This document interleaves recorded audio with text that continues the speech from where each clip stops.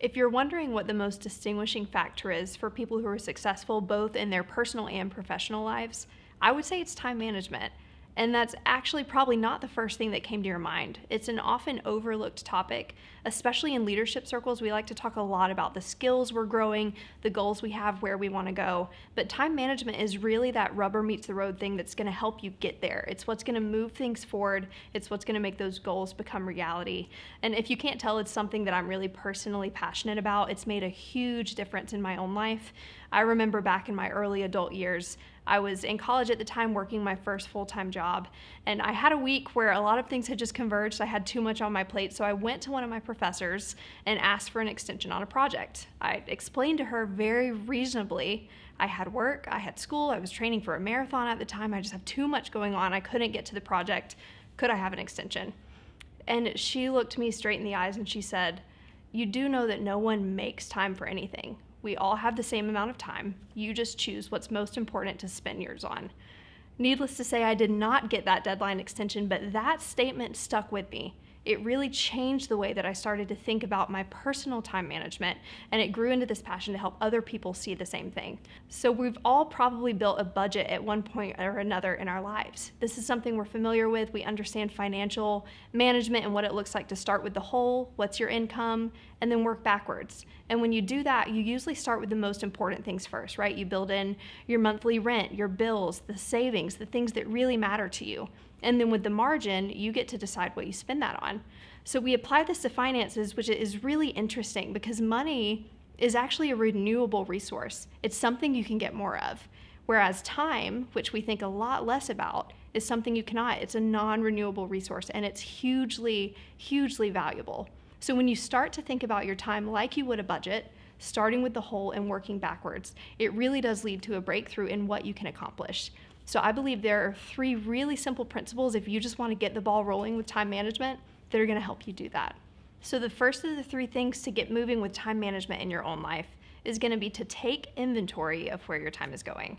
Now, this can often be a painful part of the process. We don't really want to look at where we're actually spending our time, but I encourage people, if you've never done this before, actually go through an entire week, keep a log of where you're spending every hour, every minute, and then what you're going to have at the end of the week is a really clear picture of what your priorities were. Now, this is similar to if you were building an actual financial budget to going through that credit card statement and seeing where are those charges going, where's my money going. So this is the same concept, but just with your time. So take inventory, which leads us to the second thing, which is establish your priorities. Because what is likely going to happen once you've taken that weekly inventory of your time is you're going to look back and you're going to realize, man, this does not reflect the things that actually matter most to me.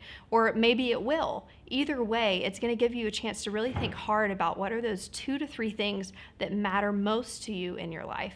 Because the goal of a calendar, the goal of keeping a schedule is not to drive you crazy, it's to actually help you move the things forward that matter most. So establish those priorities and realize that this is going to mean making trades.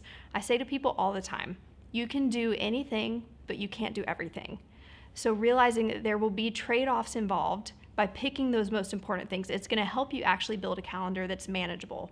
We live in a world that is so hectic, so busy, and people often fall into the trap of trying to do too much, which is why they feel like they're not hitting goals, they're not getting ahead.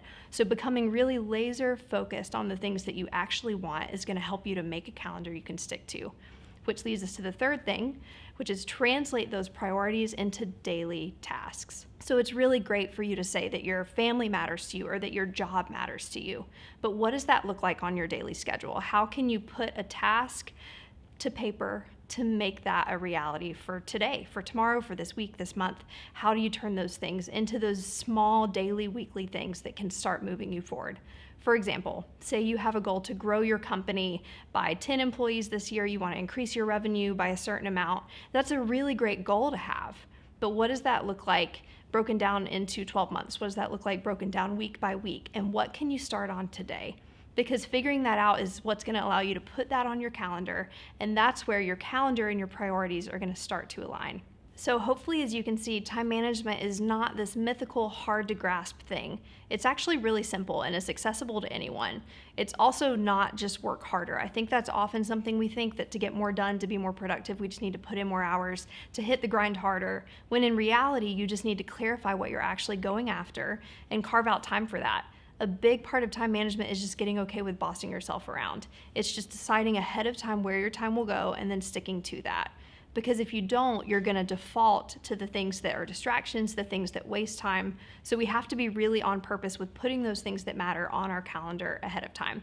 So if you've never thought about time management before, whether you're listening to this from a personal standpoint, professional, or a little bit of both, I would encourage you to start keeping a calendar. Take a log of a week, see where your time is going, think hard about what are the things you really want, and then see how you can translate that into your calendar. Even those small changes, just starting with 1 or 2 goals at a time, are going to make huge differences in your life.